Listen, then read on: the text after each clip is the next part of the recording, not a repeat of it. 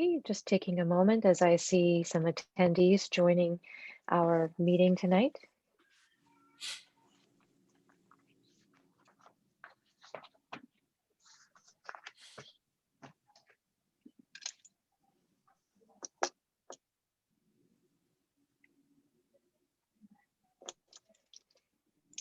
Okay, well, welcome everyone to the public meeting of the Richmond Board of Education. As we begin, the Richmond Board of Education wishes to acknowledge and thank the First Peoples of the Hunkaminam language group on whose traditional and unceded territories we teach, learn, and live. We begin tonight with recognition, announcements, and updates. And we're going to move straight to announcements tonight. And we have a few announcements. So if I could call upon Trustee Tablotny. Good evening. My announcement is about Education Week, which is always exciting, but will be a little different this year. Education Week will be held on Monday, February 22nd to Friday, February 26th. Education Week is an opportunity to openly share the many remarkable things happening in our Richmond schools. This year, due to the current public health orders, the district will be using the district website and social media to highlight the work of our students, teachers, and staff. The public is encouraged to visit our website, sd38.bc.ca, as well as our Twitter and Facebook accounts, starting on Monday, February 22nd. So let the fun begin. and a much different education week, but hopefully just as good, if not in person. Indeed, thanks very much. Trustee Hamaguchi. Thank you. I have a budget briefs regarding the 2021-2022 annual budget will be accepted without prior notice at the February 24th, 2021 regular meeting of the board, as well as at the March 31st, 2021 and April 28th, 2021 regular meeting of the board. Please note that budget updates will be made available to the district's dedicated budget page on the district website. All budget feedback will be considered by the board as part of the budget process, which is anticipated to be completed by June 2021. Thank you. Thank you very much. And Trustee Lee, you have an announcement tonight. Thank you, Chair Nixon. Black History Month. February is Black History Month in Canada and has been nationally recognized since 1995. Black History Month is a time to reflect on the stories, experiences, and accomplishments of Black Canadians.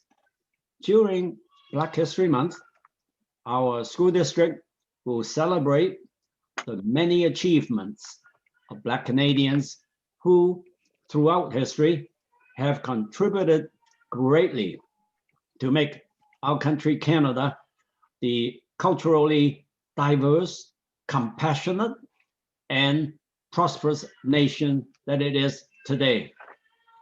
This year, all schools are invited to engage in learning opportunities directly related to Black History Month and to share their learning on school websites and social media so the wider community can learn and celebrate together. Each week, a particular aspect of Black History Month will be highlighted on our public website. The first week, the history of Black History Month. Second week, prominent Black Canadians, including a spotlight on Harry Jerome and Viola Disland. And the third week being Black in Canada, current stories and community experiences of Black Canadians. And the final week, resources for engaging in and understanding current events. Black History Month opens the door not only to conversations about the significant contributions of Black Canadians, but also to the impact of racism and our commitment to make the Richmond School District a safe and respectful place for all members of our community. Thank you, Chair Nixon. Thank you, Trustee Lee. I have two announcements. The first is that the appointments, committee appointments, have been made for 2021, and that list is attached to the agenda package. Secondly, just a quick note that if you are not seeing a familiar face that you're used to seeing participating in these meetings, just to let you know, our superintendent, Scott Robinson, is on the call tonight, but he is here to listen to the meeting. He isn't going to be on video or on speaker this evening. And Secretary Treasurer Ueno, you had a final announcement. Thank you, Chair. Just as a reminder for the public attendees joining the meeting this evening, you will be able to listen to the meeting but not speak or use chat during the meeting. An audio video recording of the meeting will be made available for viewing after this meeting. For our stakeholder panelists joining us this evening, please ensure your video and audio is turned off and muted to eliminate background noise unless you're presenting or during question period. There will be 2 question periods this evening, at which time questions that are sent to the board email account in advance of tonight's meeting will be read out. For those who have not already submitted questions, there will still be an opportunity via the board meetings at sd38.bc.ca email account or through the Q&A feature in Zoom. For our stakeholder panelists, you can simply turn your audio video on during question period to indicate you have a question. Thank you, Chair. Thank you very much. And Mr. Secretary Treasurer, can I ask if there are any materials not included in the packages that were made available to the public tonight? Thank you, Chair. All materials have been made available. Great, thank you. We'll move to item 2, adoption of the agenda. I'm looking for a mover and seconder. Moved by Trustee Lee, seconded by Trustee Larson. All in favor? Any opposed? That is carried. Thank you. Moving on, we have no presentations this evening, no special recognitions. We do have one brief which has been submitted by the Richmond Teachers Association, and this is going to be presented by Ms. Liz Baverstock, President.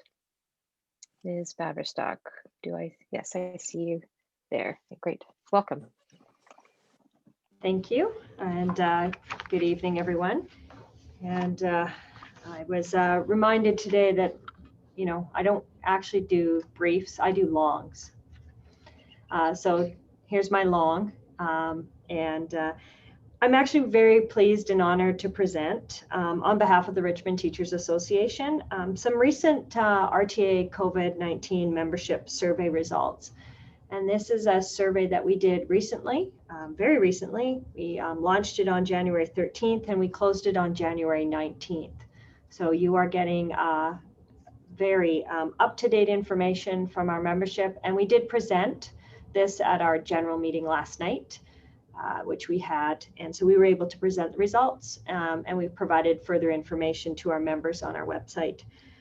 Really pleased to report, just starting off with the engagement. It's actually unheard of to see with an electronic survey much more than 10%. 10% is often considered a good survey. So we've have well over that amount with 694 RTA members responding. Not to all parts, but even in the open-ended questions, on average, we had about 400 responses. And members had a lot to say. They were open-ended. There was no limit to the amount of information they could actually provide, and they took that opportunity. So I'm going to highlight a few things. I obviously will not be reading the brief, but a couple of things that I think are of important note to both the board and the district. The very first question was about workload. Oftentimes the focus has been on health and safety this year. We have spoken to workload. We spoke to that in December with our other brief, especially around transitional remote learning, but we wanted to check into with members based on the changes that were made.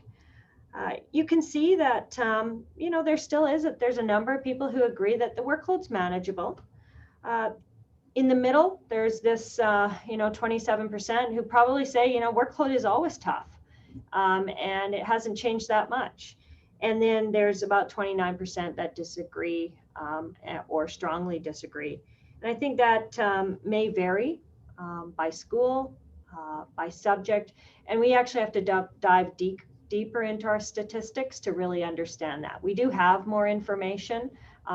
Obviously, when you've got this many responses, you've got a lot of data to go through. What I would say is, workload, it really continues. But this year, it's on top of everything that we have to do with regards to health and safety. Everybody, and I think every single person, including all of you here, we're dealing with new structures. There are new structures for everyone. In schools, we've got these new cohorts. We might have brunch, not lunch. We have quarters. We're supporting transitional remote learners, even if it's to a lesser extent than it was in December. We have online that we didn't have sort of in elementary before, and that often takes longer. It's sort of a misnomer to think that when you go electronic, that everything actually is more efficient. I'm sure all of you find that, with the advent of email, that you actually get more inundated today with information, and you have to sift through that information. Planning online and to deliver instruction online also takes even more to refine it in order to make sure that you are engaging with learners. Pace of instruction, when we talk about secondary schools with the quarter system, it's a pace of instruction for teachers, but also for students. We're going every quarter through 2 courses. And yes, you only have 2 courses, but you're going through it at a rapid pace without that opportunity to process information. And as we all know, learning takes time. It takes time for that opportunity for practice, for concepts to sink in before you move on to the next concept. And oftentimes with a quarter system, you can have, 2 or 3 concepts in one class, depending on the subject area. And that's an additional workload burden. And how do you actually support the learners in your classroom? So workload continues to be something that impacts all our teachers. Specifically in elementary, we are speaking to transitional remote learning.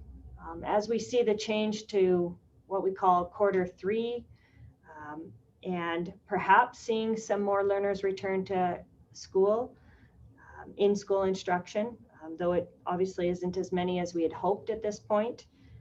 Teachers certainly are still talking about having dedicated staffing. And a lot of this isn't always about workload.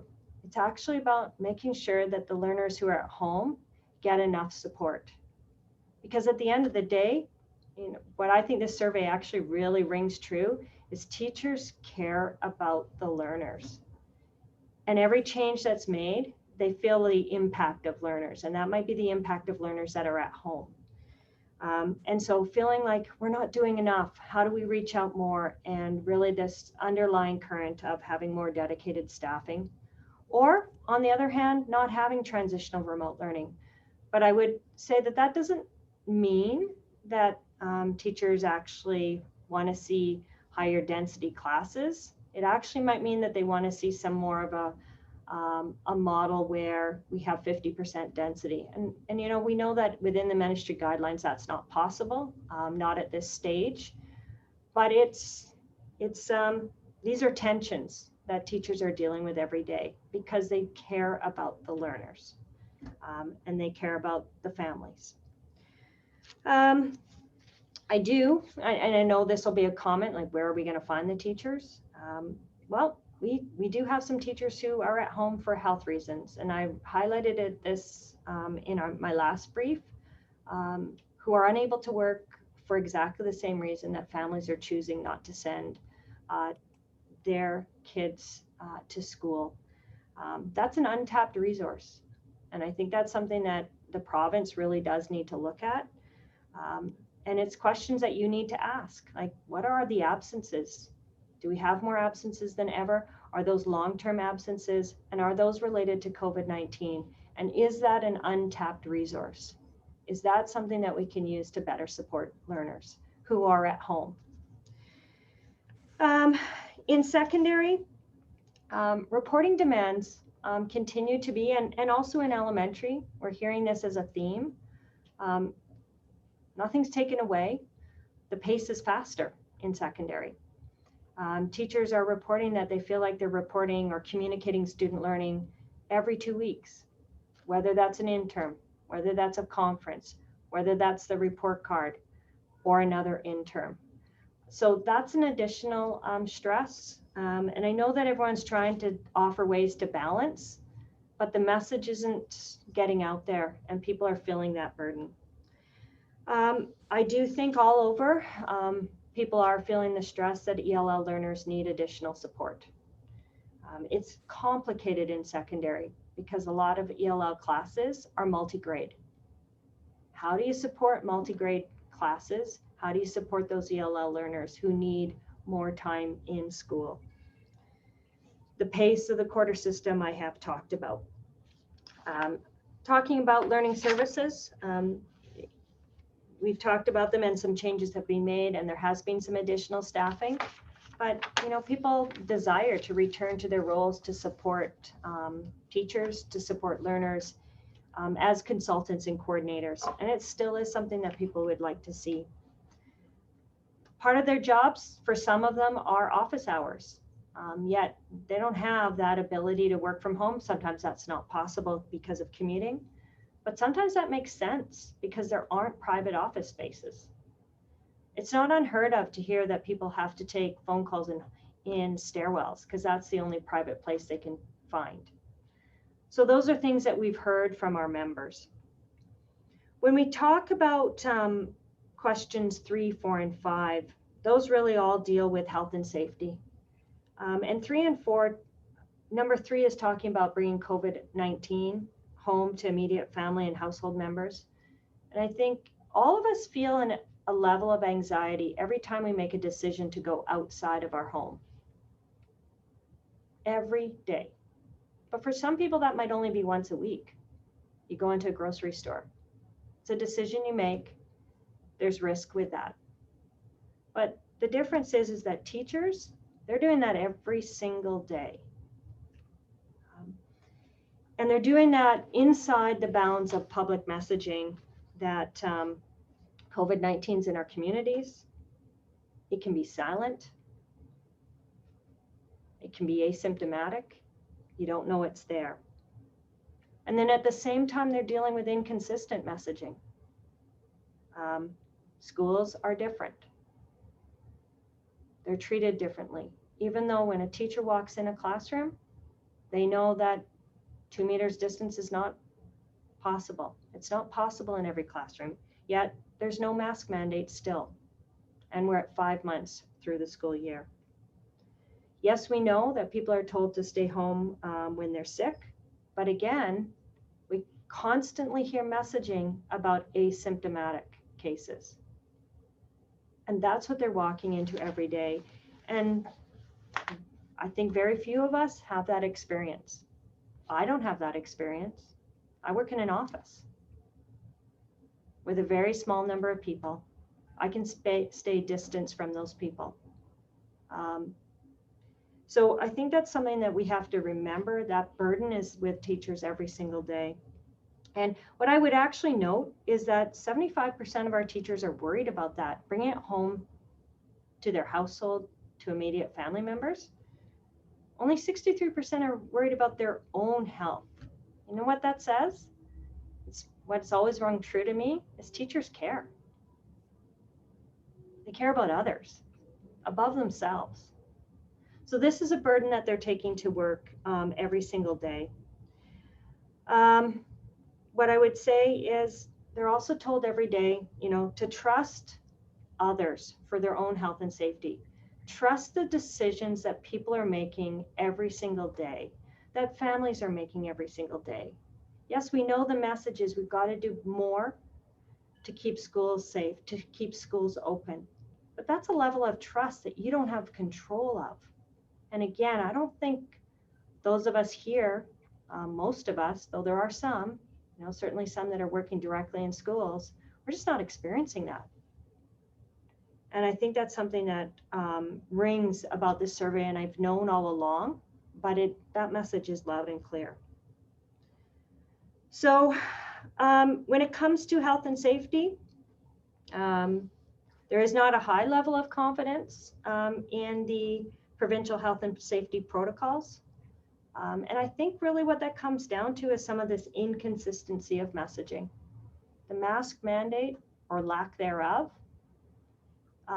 it's still there. You can't distance, so why not wear masks? Why isn't the province doing something about that? It's the incongruencies in messaging. And I think also that we're a learning institution. That's what we do. We teach. We ask students to learn along the way. We ask them to make changes, to correct for things. And yet we haven't seen any changes to the guidelines at halfway through the year. So at this point, what I would say is really trust us, but we don't have enough data. There's not enough direct communication about schools from the ministry. A question that I would actually ask, and I want to know the answer to, Richmond actually had fairly high numbers of exposures in the fall, but we didn't see transmissions. So the obvious questions are, why? Or is that true? And if it is true, why did that happen? What's special about Richmond? Is it that we have a higher mask uptake? Is it the density and the number of learners that are at home? Is it ventilation? What is it that we're doing here? These are questions that teachers have. And I think that more attention needs to go to that from public health and from the ministry. Trust us is not enough. That's what this message really tells me. Certainly I'm hearing as well is communication. There is so much information. If you've taken a look at the health and safety guidelines, the BC CDC guidelines, the exposure controls, you would have a stack of paper that you'd actually have to go through. That's a lot of information. And I think you have to continually go back to those messaging. Some of that's happening, but I think we can continue that. There are some questions that members have, and I'm going to ask about ventilation tonight. It's sort of a key issue that's been raised since the holidays. Tell us about ventilation. Tell teachers about ventilation. They might need to hear it more than once because they've been overloaded with information in terms of health and safety. When I move on, I'm not going to talk about the exposure communication protocols. I have spoken to those, and I will take advantage of talking to Vancouver Coastal Health tomorrow. We do meet as presidents from Vancouver Coastal Health, those of us who are part of the BCTF, and we do meet with them at least once a month, and sometimes more often than that. So those are big questions I ask them, but I do think we can do better in that area.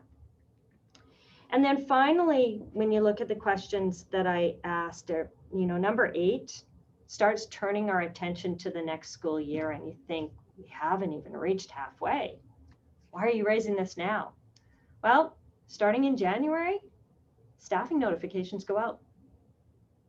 This month, teachers see, if you want to take a leave of absence, if you want to go part-time, if you want a job share, the deadlines are March 31st. So that's in teachers' minds, and I know it's in all schools' minds. They start thinking about planning. Who's coming back? Who's leaving? What are our numbers looking like for next year? So it actually is timely to ask this question, but parts of this really do relate to the budget for next year. So perhaps I'm getting ahead of a budget brief, or perhaps you could call this a 2-for-1. I'm highlighting a survey, but I'm also giving you some information for the budget. And so I probably would be asking that this gets referred to the budget process. I also do acknowledge that there's still more work that I can do, right? We ask our members, how do you feel we're doing? What else can we be doing? And those are reflected in this brief as well. So I will close by saying in my last sentence is what I know is we can learn, and we can learn together, and we can do more because we're only halfway through the school year. So with that, I say thanks for listening, and I know we'll see improvements. I'm going to keep working for it. Thank you very much, Ms. Baverstock. I'm going to see if trustees have any questions for you. Trustee Tablatny? Well, thank you, Ms. Baverstock, for the brief. I can relate to all of it. I can't imagine being a teacher and having to shoulder worrying about, the student health, your own health, whether students are getting enough out of the check-ins at home and in the classroom, and then also coming home to your own children and your own loved ones and worrying about bringing it home. So it's a tremendous burden and understandable concerns within the brief.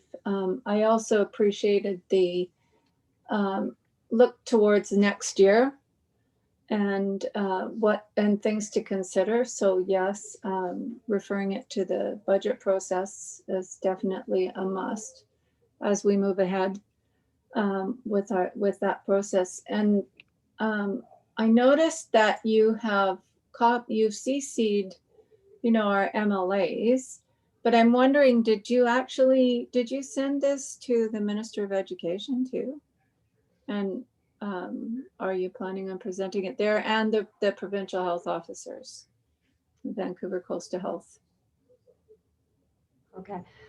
So today I actually did send this to Dr. Daly because we are meeting with her tomorrow. So I thought that would be appropriate. I also know it's in the press. And I didn't send it to the Minister of Education, but I did send it to our local MLAs. I have met with Liberal MLA Teresa Watt. I met with her last week, and I will be meeting with the NDP MLAs next week. So I did copy them. At this point, I haven't copied the Minister of Education, but that doesn't mean that I won't send another letter to highlight our concerns. Mm-hmm. So thank you. I think that would be worthwhile. And what I was going to do was to make a motion to refer this to our staff and as well to our budget process. I think that's important. And I also think that the board will discuss and consider, whether there's some advocacy that we can undertake. And I know we already have. As Trustee Larson is our provincial councillor, and we have put forward a motion to the BC school trustees for provincial council as well for some advocacy around, greater communication and accurate communication with the public about COVID-19 and greater just sharing of information and what's accurate information. So, and Trustee Larson could probably say a little bit more about that motion. So, so my motion is to refer this Richmond Teachers Association brief, membership survey and brief to staff and the budget process for 2021. Okay, thank you, Trustee Tablatny. Norm, Trustee Goldstein, were you seconding? Yeah, I second that. Okay, thanks very much. Any discussion on that motion? Okay, well, then I'll call the question. All in favor? Oh, excuse me. I Yes, thought we were trustee Lee. still making comments. If we are about to vote on a motion, may I have the motion read one more time, please? Sure, thank you. And just to clarify, because the trustee Tablatny who was speaking made the motion, we were going to deal with that motion and then we will continue to take questions for Ms. Baverstock. And the So trustee Tablatny, could you read the motion again? Yes. So I'm referring the Richmond Teachers Association COVID-19 membership survey brief. I'm referring the brief to staff and to the budget process. Thank you. Okay. Okay, so I will call the question now. All in favor? Any opposed? That's carried. Thank you very much. And I do have a speakers list. So trustee Lee, you were next. Thank you, Chair Nixon. Thank you, Ms. Beverstock, for your presentation. What I've heard is can be said to be two things. Our teachers do not feel safe in our schools presently. And the second thing that I've heard from the presentation is that in order for our teachers to feel safe or safer working in our schools as they have had for the past months, there are 5 issues that they have put on the table in their presentation. They need the following to happen for them to feel safe: lighter workload, more preparation time, smaller classes, transition days between quarters, and lighter reporting demands. I understand that. So at this point, especially with the previous motion just having been passed, I look forward to receiving feedback and help from my senior team, because as a school trustee, the way I analyze what Ms. Beverstock have presented to us, the teachers' concerns are very much in the area of operation as opposed to governance. So I'm looking forward to receiving help from my senior team. Thank you. Thank you, trustee Lee. I have trustee Hamaguchi.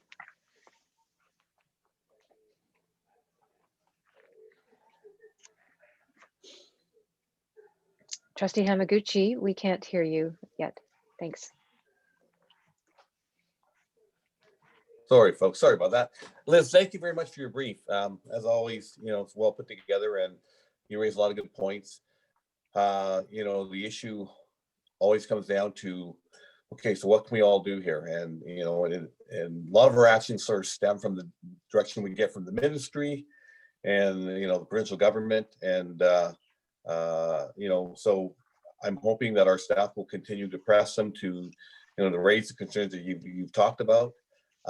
Regarding the survey, and I know this wasn't one of the questions, but just wondering, when things like this happen, the COVID, and from it comes, all these plans and ideas and strategies and so forth, and then the goal is let's get back to the way it was before. But I'm just wondering, are there any things that we've done or things that have changed that you foresee continuing on? Because, from a teacher perspective, it's like, hey, this actually isn't a bad idea. This, whatever.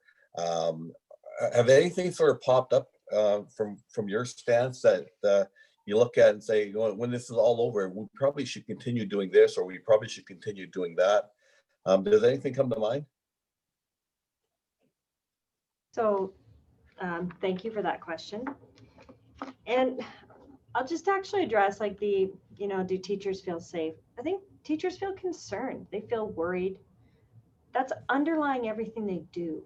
And that we can do more. I think that's really, and we should do more, and we can mitigate risk more. I think that's important to say, because I don't really want the message to be different than that. It's a level of underlying concern every day. And there's a lot of workload pieces in that for sure. But yeah, absolutely. That was certainly one of our questions. Like, what would you like to see to continue in future years? Definitely the staying home when sick, and people actually doing that this year, and realizing that, you know what, if you stay home when you're sick, oftentimes you get better more quickly. Plus, you don't bring it to your work and transmit it further. It's amazing what a couple of days at home taking care of you can actually do for your recovery.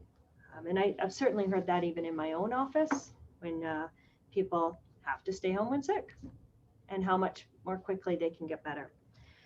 I would also say the hand hygiene, the portable sinks, very much appreciated. Probably not, to the same extent, like, having the same amount of hand washing all the time, but hand washing at key times.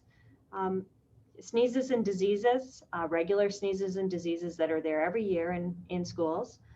We know hand washing is a big thing, right?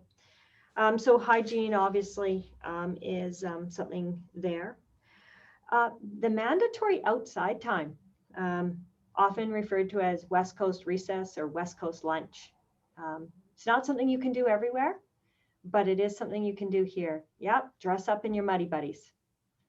Be out there. There is interest in different schedules. Some are kind of asking a bit more about lunch. What if lunch was a little longer? We combined lunch and recess and divided it. Are there some opportunities there? I'm not saying there's wholesale agreement by teachers, but it does need more discussion. Like, we have tried some things, but you also have to ask yourself, is now the right time? We're in a pandemic. Is this the time to reflect? So those cautions were there. They were loud and clear in the survey as well. It's like, we don't want to see too many decisions made when we're in the midst of a pandemic. Later start time for secondary students. We've talked about that for years. How many times do we talk about teenagers don't do well first thing in the morning? And yet, ask me how many years I taught students starting at 7 a.m. That's when I taught AP chemistry. That's when I started, every second day. So moving to this later start time, there's curiosity. How could that be done? Could we do that? Some people like the quarter system, but some people are questioning the systems that they had. Do we want to return there, or do we want to try something different? So there are lots of opportunities for discussion. I think online, some meetings are good that way. Sometimes professional development will make sense, especially if it's an online conference. And I think we're going to see more of that. Public budgets, like public education, it's always under pressure. And having people fly all over the province to get to conferences, that's probably going to change, and we may question that. We'll use some of it, but maybe not always. So, doing professional development at home where it makes sense, where it might be online, well, why not? Take away a commute for one day, even if it's one Pro-D day in the year, that can actually make a big difference. Just to, if we did that all the time, it would be good for the world. Smaller class sizes. Like, there's some teachers, they've really enjoyed having a smaller class size. It would be great if they could actually bridge some of those distances. But really, yeah, that and the difference that makes in even connecting with learners in their classroom. So I think those are some things. I've outlined them in there, but and there's even more. And we certainly will be engaged in conversations with the district. But what I'd say is schools need to start having these conversations. They need to use their staff collegial council processes and start talking. What have we learned from this year? So thanks for that question. Yeah, Elif, thank you too. And also too, the question was not meant to diminish the concerns on the safety of your teachers. I mean, that's still real. And, but you know, like I say, with anything, there's always things that come from, you know, not so good things that you go, maybe we have something here. So anyway, thank you. Yeah, I never took it as diminishing the survey results. We did ask the question, so. Yeah. Thanks very much. Trustee Larson. Most of my questions have been addressed already. So more two comments that I have. One is I appreciate how you present the information to us. It's very rich and it really helps me think about and understand a bit more about what you're talking about. So I really appreciate that. The other thing that I want to mention, and I've often thought about this, we refer to students all the time, and the way you mention the teacher's care, student is, I don't want to say a cold way of putting it because they are students and they're learning. But when a teacher or an EA or somebody that's in that classroom in a support manner, they're children. So you can't not care. So I appreciate that you say that, because I think sometimes, you know, if you look at social media, people are saying, oh, teachers, they're always, you know, blah, blah, blah. And they do care because they are working with our children, whether they're youth or little ones. So thank you. Oh, and we are looking for more consistent communication. So we'll just work on that. Thank you, Trustee Larson.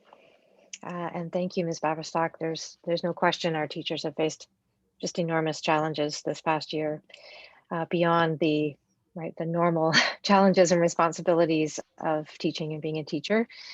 And they face the impact of all of the changes they've been asked to make and being responsive, the workload issues.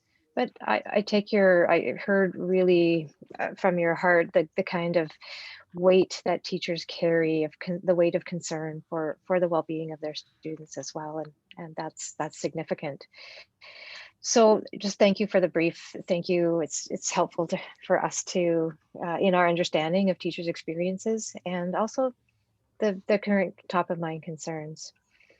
We'll take this information and we'll continue to review and continue the conversations about the issues that you've noted, and look at how we can continue to support and advocate so that we can be as responsive as we can. So thanks very much.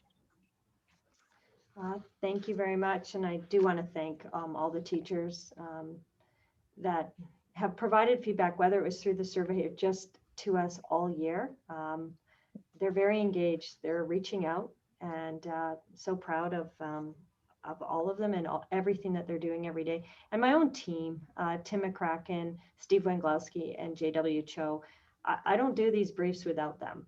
And we tend to sit in a room. Sometimes I get the chart paper out and they know, oh dear, Liz is on a brief. It starts there. But we had to read all this information, and it's piles of information. We had to coalesce it into something that was presentable for tonight. So thank you. Thanks again. We're going to move to questions from the public, and I believe we do have Mr. Hellman, president of CUPE, who has a question or comment. Mr. Hellman, did you want to? There you are. Yeah, hello, hi. welcome. Hey, Sandra, how you doing? Yeah, thanks. it's more just a comment, really, that I'm fully in support of what Liz said. A great brief. It's very hard to follow after her. She presented in quite great detail some of the issues going on, not only with teachers, but also support staff. My members are not feeling safe at all as well, for numerous reasons. You know, we have educational assistants that are doing toileting with students that unfortunately cannot be done at 2 meters away. Social distancing is not a reality or possibility in that case. At the beginning of the pandemic, there was a lack of PPE. They were not able to get it. And so, you know, they've really felt distance and abandoned in that regard, as far as they still had to continue their role in the position of EAs with the special needs students, which they have to be in close contact with. And that's been a huge issue and a big fear of the members and your employees, because of the fact is that, you know, that can't be done at a social distance.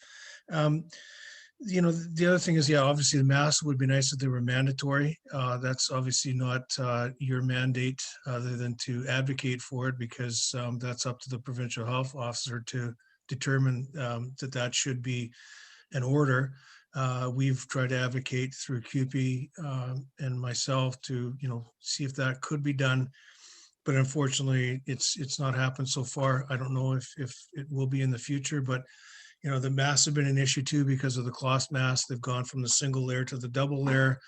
The district has supplied masks to the employees, but there's been cases where, you know, the EAs would like a N95 because of their working conditions with the students.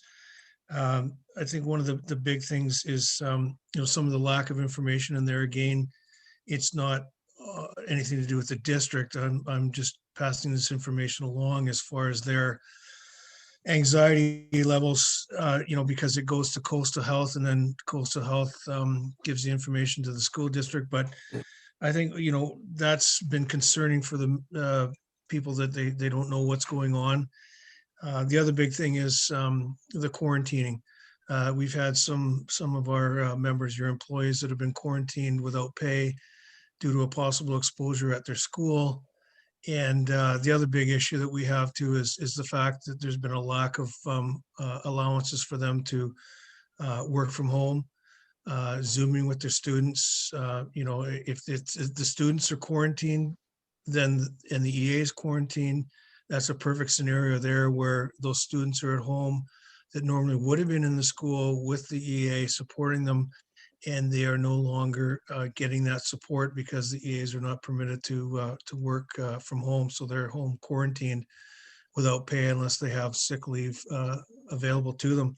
So, I mean, you know, those are some of the things. I'm not going to, you know, go on too much because I think Liz covered most of it. But, you know, the other one is the cohorts with substitutes, you know, moving around to different classrooms. I mean, they on paper, the cohorts appears to be, you know, a system that could work, but in reality, with substitutes working in different schools, the cohorts are really not that limited. You know, we propose looking at zones, that you only work in a certain zone of, let's say, so many schools, so that you could limit your exposure to a whole bunch of schools. So, you know, that's been a big one. There's now we're getting lack of substitutes for certain positions. And, you know, I think the PPE, we had an issue with when they brought the foggers in for spraying down the classrooms, and that there wasn't proper PPE issued to all the employees on that. So, you know, I just think the big thing is lack of communication. That moving forward, hopefully we've got most of this behind us, and the recovery time is going to be shorter than what we've been dealing with so far. But you know, I just think that more communication would be better, and that I appreciate you giving me the opportunity to comment. And so, like I said, Sandra, hopefully sometime maybe we can get together and talk some more. But you know, I say is there's a lot of issues out there. Some of them are within the control of the districts, and some of them aren't. So thank you for your time. Thank you very much, Mr. Hillman, for your comments. And yes, we'll definitely connect. And the board is always wanting to make sure that we're available to listen. And so definitely. I'm going to check with our staff to see if there were any questions that have been received from those who aren't panelists who might be attending tonight. Chairperson Nixon, I don't see any questions at this time. Okay, thank you very much. I'm not aware of any need to take a communications break just yet, not seeing any indication of that. So let's move on to our executive report from our executive team. Stepping in tonight is our Deputy Superintendent, Rick Ryan. So Deputy Superintendent, over to you. Thank you. Thank you very much. So I'm going to provide a brief update on COVID cases in schools. Then I'm going to turn it over to Assistant Superintendent Brodigan, who is going to provide an update on Black History Month and the Anti-Racism Working Group. And she will pass on to Assistant Superintendent Archer, who's going to share a sampling of the many great things that are happening in our school district over this past month. So it's taking 3 senior staff to do the work of 1 superintendent, and I'm sure he's glad to hear this as he's sitting at home. So with that, I'll begin. Some really good news, and that is that we continue to see a steady decrease in the number of possible exposures in schools since mid-November. Our district has gone from reporting over 15 school exposures during a single week in mid-November to just 1 or 2 per week through the month of January. This is reflective of the continuing decline in the number of cases in the community. And it's our belief that our safety procedures continue to work well, given that we haven't had a single case of documented transmission in our schools. And we will be asking schools to continue to focus on encouraging the wearing of masks, and want to share that new posters with an encouragement message will be distributed to all schools very shortly, and to parents as well. So with that, I'm going to turn it over to Assistant Superintendent Brodigan. Thank you. Thank you, Deputy Superintendent Ryan. Good evening, everyone. As you heard in tonight's announcements, February is Black History Month in Canada. This year, all schools are asked to engage in learning opportunities directly related to Black History Month. To support teaching and learning about Black history in Canada, teacher consultants Rebecca Rubio and Leanne McCall have created a centralized online site for SD38 staff. Resources include curated book lists, websites, films, documentaries, readings, events around town, and more to support learning and provide supports for learning opportunities in schools. Through sharing their learning on schools' public websites and social media, schools in our district can learn about Black history and Black Canadians together as a community. In addition, each week in February, a different aspect of Black History Month will be highlighted on our public website. Bringing a spotlight on Black History Month also brings a spotlight on the work of the recently formed Diversity and Anti-Racism Working Group. The Diversity and Anti-Racism Working Group formed this fall and is comprised of members from all of our internal stakeholder groups. In brief, the Diversity and Anti-Racism Working Group's mandate includes consultation with stakeholders about experiences with racism, a review of how we are educating about various forms of racism, a review of current district policy and practices regarding incidents of racism, and an identification of what gaps the district needs to address. The group has had 5 meetings since first forming on November 5th, and thus far discussions and actions directly related to diversity and anti-racism include discussions about elevating the profile of anti-racist education and teaching with Black History Month being an example of such, the need for teaching and learning about anti-racism for all of our stakeholders, not only students and teachers, broadening the scope of teaching and learning beyond special recognition to deepening into embedded education and learning about anti-racism. To that end, in a few weeks, we will be launching an anti-racism resources online hub for district staff. We will also highlight a number of resources on our public website. The timing of the launch is designed to take advantage of the momentum that Black History Month provides. In addition to curated online, print, and video and audio resources, other sections include learning more about terminology related to anti-racism, and how to talk about race in school with different age groups. Other actions that are underway include anti-racism book bundles for elementary and secondary school libraries, which are in all of our schools with books for both adults and students. Our school libraries are engaging in diversity audits to analyze how reflective their library collections are of the school community. Many principals, vice principals, and managers are engaging in book clubs with books on anti-racist themes and have been working with Shane Saphir, author of The Listening Leader, on the theme of equity. A BC Black History course outline for secondary school is currently with Learning Services for review. And we have developed a plan to highlight anti-racism work as part of what we share each month about teaching and learning on our district website. We also currently have a call out for proposals to local workshop leaders, consultants, and facilitators who work in the fields of anti-racism and equity to support us with both workshop and training facilitation for staff, and an audit that would provide an objective view of our policies, conduct focus groups, and gather survey data from students, staff, and parents so that we can make recommendations to the board to address what has surfaced through this process. The working group will be reviewing these proposals at our February 11th meeting, and we hope to get learning opportunities such as workshops underway soon after. I would like to thank the members of the Diversity and Anti-Racism Working Group for their time and dedication to the work we have been doing, and to the members of the Teacher Consultant and Curriculum Coordinators team in Learning Services who are supporting the resources collection and development aspects of this work. And I look forward to reporting in more depth at the February Education Committee and February public meeting of the Board of Education. Thank you. And I will now pass it on to Assistant Superintendent Archer. Thank you, Assistant Superintendent Brodigan. It's my pleasure this evening to share with you a sampling of some of the wonderful learning events that are happening around the district. At Byng Elementary, it was a focus on New Year's resolutions. Grade 2 and 3 students at Byng Elementary recently celebrated the beginning of the new year by making some resolutions together. Students were invited to read the book Squirrel's New Year Resolution and then focus on the question, what can you resolve to do this year to make you a better person? The students then brainstormed ideas and came up with their goals for the new year. Through this experience, students were learning to think critically about what is meaningful to them and how they can make and set goals. It is just a wonderful example of a connection to the core competencies of our curriculum. At Houma Elementary, student artwork chosen for Premier Horgan's holiday cards. In November of last year, BC Premier John Horgan invited elementary students in our district to submit a design for a festive greeting card that he would send out over the holiday season.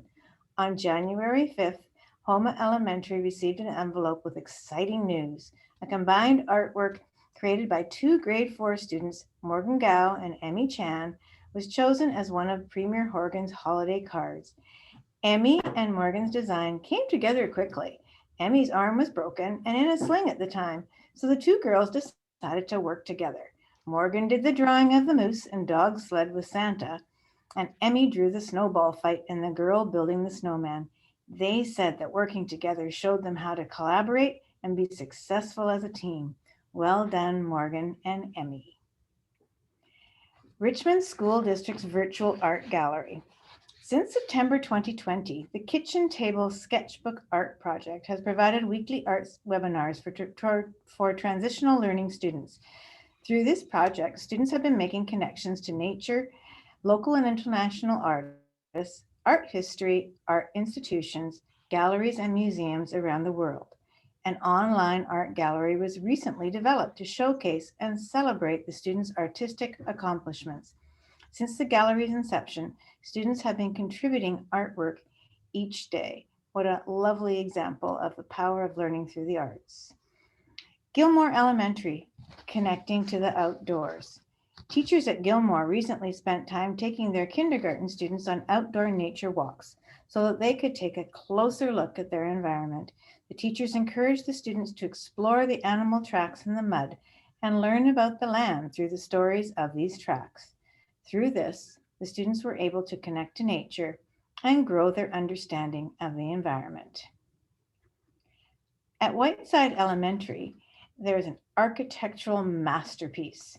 Several kindergarten and grade 1 students at Whiteside Elementary worked together to build an architectural masterpiece during their first week back at school. Students were eager to utilize their classroom selection of building materials, practice cooperative play, and review their 3D math skills. Some students used the structure for their story workshop, moving their characters around to tell stories about castles and enchanted forests with trolls and dragons. That's a spectacular looking structure. Walter Lee Elementary, leadership comes in cans. A diverse group of student leaders at Walter Lee Elementary have a passion for making a difference in whatever way they can. Recently, the students created the Leadership Comes in Cans poster for their school's promotional wall. This initiative showcases the school's can-do spirit, and students are learning that they can make a difference to the school community, no matter what the circumstances are. This is just what we need right now during COVID. At Gilmore Elementary, a map of my heart. Kindergarten students at Gilmore recently created a map of their heart. Through this exercise, they were able to spend some time reflecting on themselves and identifying what they feel and value. The students then communicated their thinking through a drawing, which provided an opportunity for further reflection. Palmer Secondary, Black Shirt Day. Many schools in our district participated in Black Shirt Day on January 15th in recognition of the civil rights movement fought by Black and racialized Canadians. Throughout the district, students and staff are deeply committed to the values of equity and the strength of diversity in our communities. Pictured here are students and staff at Palmer. At McNeil Secondary, we see the paper chain that they've created. Teachers at McNeil Secondary recently developed a paper chain to bring students together and help them feel more connected and engaged with their school community. Teachers intentionally encouraged the students to express two sentiments, an expression of what they were disappointed about and an expression of what they were grateful for. The messages were then strung together and hung across the school lounge. Through this activity, students had conversations with each other and actively engaged in social emotional learning. This is so important in our socially distanced world right now. Splutquox Elementary COVID Museum. Students at Splutquox have become curators and archivists in their own museum. The COVID-19 museum includes stories, photos, and physical artifacts about life and what it's been like during the pandemic. Students are documenting what has happened, articulating how they are feeling, and explaining what future civilizations could learn from us from this time in our history. And finally, at Kidd Elementary, a reading marathon. The Reading Marathon is an educational competition for students at Kidd Elementary. This year, students are being encouraged to read 200 plus books on inclusion and diversity over the next 2 months. All classes from kindergarten to grade 7 are busy consuming powerful literature on inclusion and diversity, and the school bulletin boards are exploding with candid and thoughtful reviews. And this is such a wonderful connection to the fact that it is Family Literacy Week this week from January 24th to January 31st. And this concludes the executive report for this evening. Deputy Superintendent Ryan, Assistant Superintendent Brodigan, and I are happy to answer any questions if you have them. Thank you very much. I do see a question. Trustee Sargent. Thank you. It's not a question. It's a comment about how inspiring this report is. I mean, I wish our public could see everything that you've reported out and how you've reported it, making a connection of why it's important, what activity they're doing, what they're going to learn from doing it, and how it connects to their ongoing learning. I just think it really is inspiring as a trustee to hear your report, the superintendent's, all your report on what's happening in our schools. And I'm so very thankful for all the teachers and staff that work every day, especially around having opportunities for young people to share their feelings, especially at this time. And so I just am so thankful. And to Superintendent Robinson, thank you for always making sure this report is really inspiring as it is and reflects all the work that's being done incredibly in all of our schools. So thank you, Deputy Assistant Superintendent Archer, for presenting tonight. Thank you, Trustee Sargent. Any other comments or questions on the executive report tonight? Trustee Toplotny? Yes, well, Ms. Archer, if anybody gets a chance to walk by schools in the afternoon, usually in the afternoon, I'm lucky enough, my dogs want to go for a walk at that time, and I go through Homas field, and it's always exciting to see the kids out there. They're taking advantage of being outside. And the last time I went through there, there was a group sitting on the grass reading books. And there was another group of quite, probably grade 1 children, grade 2 maybe, measuring their shadows. They drew them out and then they were measuring them and watching the sun, how the sun's movement was changing the measurement of the shadows. So they're having a great time learning outside. So it's just amazing the things that we're doing in schools, and it's fun to see the learning move outside, because quite often it was in the school. So due to COVID, they do get out more, which is good, in the fresh air, but they also learn things outside, and it's really neat to see. So keep your eyes open if you're out for a walk past schools, and you'll see lots of learning going on. So thank you for the presentation, all 3 of you. It was very interesting. Thank you. Thank you, Trustee Tabotny. Thank you again for that team effort, executive team. And it is great to see not only the learning and the plans for taking important conversations forward in our schools, but the opportunities for students to their self-expression and tending to their social and emotional well-being. I wanted to just remind also everyone listening, everyone participating tonight, that often these stories of what's happening in our schools are put out on social media. So hopefully you're following some of our schools on Twitter and other places, and you'll also on our website, the district website, you can see some of these stories and examples of what's happening, all the wonderful learning and teaching happening in our schools. Okay, we will move to our next agenda item. It's approval of minutes, and attached in the agenda package were minutes from the regular meeting of the board held Wednesday, December 16th, 2020. Those are here. So moved. Thank you, Trustee Sargent. Seconded, Trustee Larson. Any comments or questions? Then all in favor? Any opposed for approving the minutes? Thank you, that's passed. There are also 2 records, one record of an in-camera meeting of the board held Wednesday, December 16th, and a record of a special in-camera meeting of the board held Thursday, January 14th, 2021. Moving on, item 6A is our strategic plan update, and our Deputy Superintendent Ryan is going to be giving that update. Thank you. Thank you again, Chairperson. So I appreciate the opportunity to highlight a few key areas from our superintendent's report. As a reminder, at the December 16th, 2020 public meeting of the Board of Education, the 2020 to 2025 strategic plan was approved. Since then, a great deal of work has been undertaken to finalize the associated communication plan, public documents, and process and timelines to develop an implementation plan. So at this time, I'll ask our Director of Communications, David Sadler, to speak to the communication plan, and I will follow David and address the remainder of the report.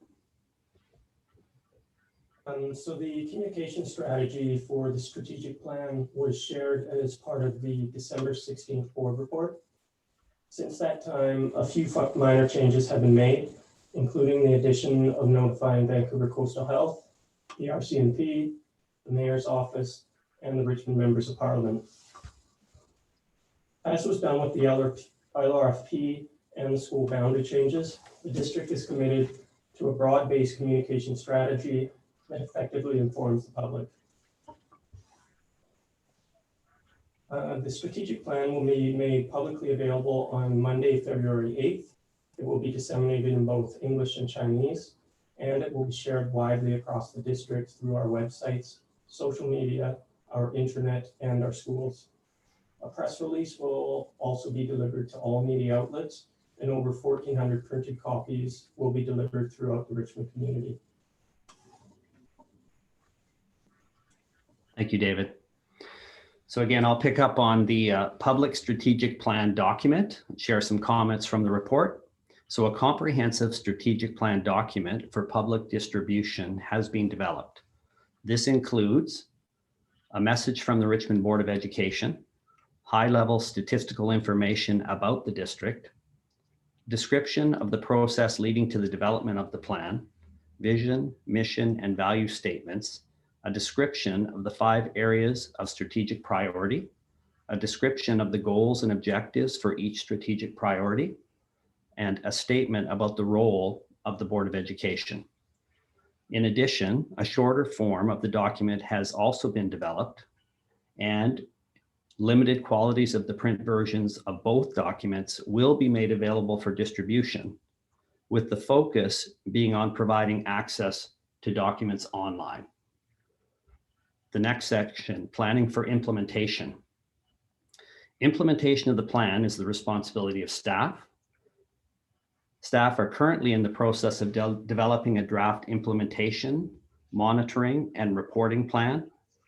The draft plan will include identification of senior staff assigned to each objective, identification of teams of other staff linked to each objective, creation of a list of specific actions, strategies to achieve each objective, a draft ranking of the priority sequencing of each objective throughout the duration of the 5-year plan, a draft start date and approximate duration for each objective, identification of a variety of forms of evidence to measure success of objectives, and a formal reporting structure.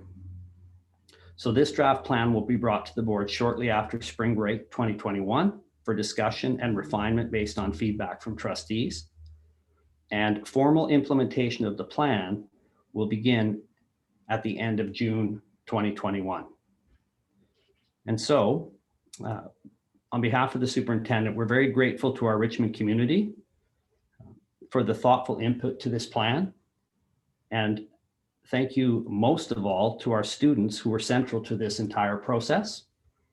And staff are excited to get started. And so with that, thank you. And I'm happy to answer any questions that you might have. Thank you very much, Deputy Superintendent Ryan. I see Trustee Lee has a question or comment. Thank you, Chair Nixon. If I may put a question or comment to Rick, our Deputy Superintendent.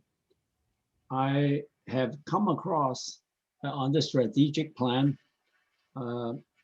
here and there where it says we will be providing translation and to the Chinese speaking community. And we then also say that we are providing the English and Chinese versions as appropriate. My comment is this, you see, English as a language, there's only one written English. But when it comes to the Chinese language, there are 2 written Chinese language. One is simplified.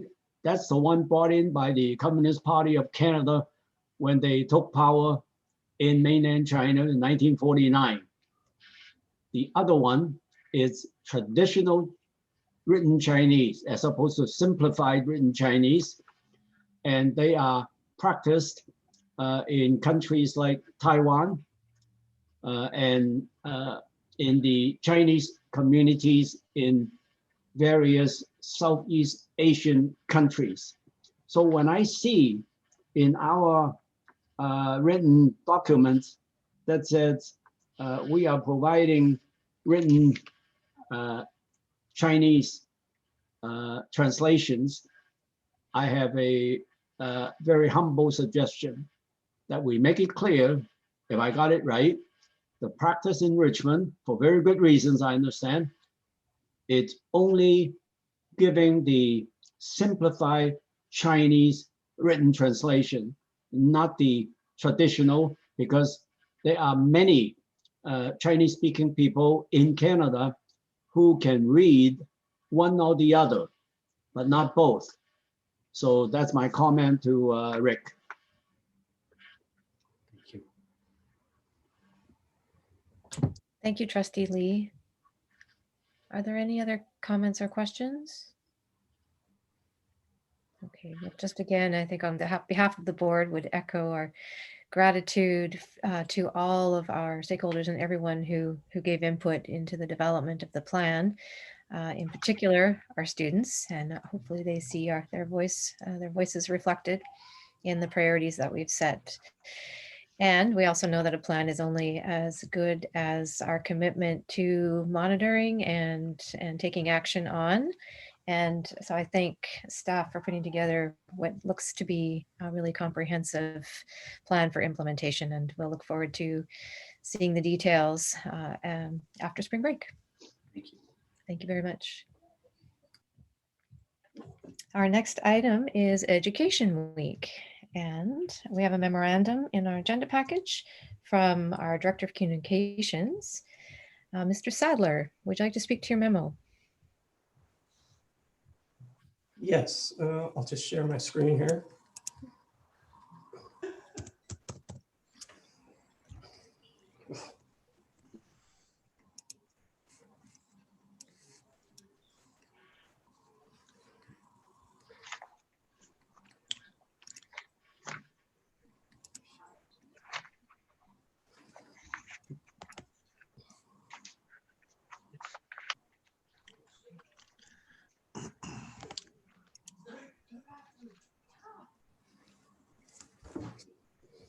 Education Week will be held Monday, February 22nd to Friday, February 26, 2021.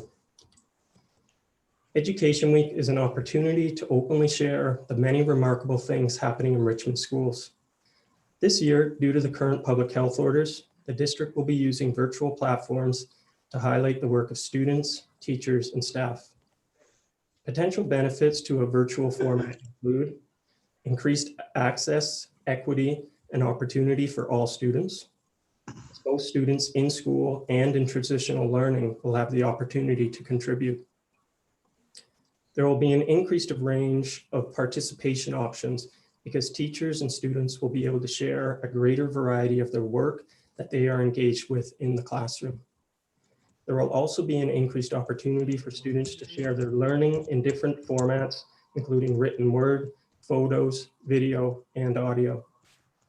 Additionally, there will be a direct connection to the curriculum through the lens of the strategic plan. Each day of the week, the district will highlight school and classroom learning based on the following strategic priorities and goals. On Monday, February 22nd, we will focus on learning through inquiry, and we will work to highlight examples of inquiry-based activities and processes that enhance and personalize learning. On Tuesday, February 23rd, we will focus on global citizenship and sustainability, and we will work to highlight examples of learner involvement and activities that raise awareness of and increase engagement in global citizenry and environmental stewardship. On Wednesday, February 24th, we will focus on learning through the arts, and we will work to highlight examples of learning options that meet the evolving and diverse needs of learners. On Thursday, February 25th, we will focus on Indigenous perspectives, and we will work to highlight examples of Indigenous history, perspectives, and learning approaches that are embedded within district planning and practices. And on Friday, February 26th, we will focus on equitable and inclusive learning communities, and we will work to highlight examples of equitable and inclusive learning opportunities that are available for all learners. It is our expectation that Education Week 2021 will provide staff and students the opportunity to share some great examples of what is happening in our schools. It is an opportunity to show the public examples of resilient and healthy lifelong learners, equitable and inclusive learning environments, innovative learning environments inside and outside of our classrooms, as well as collaboration, creativity, curiosity, resilience, respect, and equity for all. That concludes my presentation, and I would be happy to answer any questions.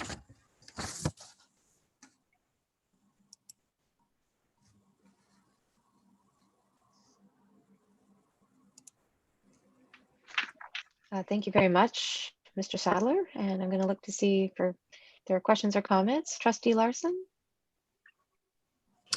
Don't have a question, but I'm looking forward to this because as much as it's going to be different than attending the science fair type thing, to be able to see what the different classes put forward virtually is I think going to be quite exciting. I think about what I have seen so far this school year, what the kids have presented as far as winter concerts, Remembrance Day assemblies, different things like that. It's amazing what we're able to see. So I think this may open up to even a lot more people, which I think will be wonderful. So thank you. Thank you, Trustee Larson. Other question? Trustee Lee? If I may, thank you. Put a question to Mr. Sadler. I am very impressed by what we're doing in this education week so that the public could better understand what are the actual products that we come up with through the efforts of our beautiful students. Now, what efforts do we make to communicate this opportunity of, hey, here's an education week to families, student families that are not conversant in the English language? Do we sort of put out a one-page simple document and do what, for example, the District of Vancouver and other districts do, and they just have a simple one-liner, not translating anything, to say, this is important to you, and please take this to somebody who reads English, and so that they would catch on to, oh, Education Week, I want to go there. So when we're collecting information, we're working directly with our Learning Services Department, and we're reaching out directly to schools and to teachers and to staff in our schools. And we're putting that request out to them to help share and contribute to Education Week. So that information will then be shared through the schools with the families and with the students in the schools. Thank you, David. Other questions or comments from trustees? Well, thank you, Mr. Sadler, for your report.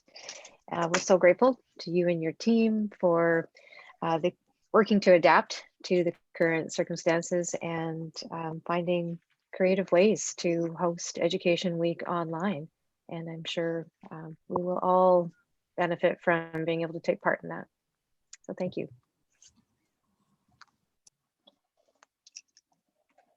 Okay, moving on. We don't have any items for under new business. And so we come to our next, our second question period, where we will take questions from our stakeholders who are present tonight or from members of the public. Do we have any? Chairperson, there's no Any questions? questions in the Q&A. Okay, thank you very much. I'll give it a going once, going twice. Okay, thank you very much. We'll move on to our standing committee reports. Audit Committee, our chair is Donna Sargent. Thank you. Nothing new to report at this meeting. Thank you. Education Committee, Trustee Larson. Nothing new to report. Next meeting will be February the 17th. Thank you. Facilities and Building, Trustee Hamaguchi. Thank you. Nothing new to report, but the next meeting is scheduled for Wednesday, February 3rd at 5 p.m. Thank you very much. Finance and Legal Committee, Trustee Tavlotny. Yes, Finance and Legal has a recommendation to present.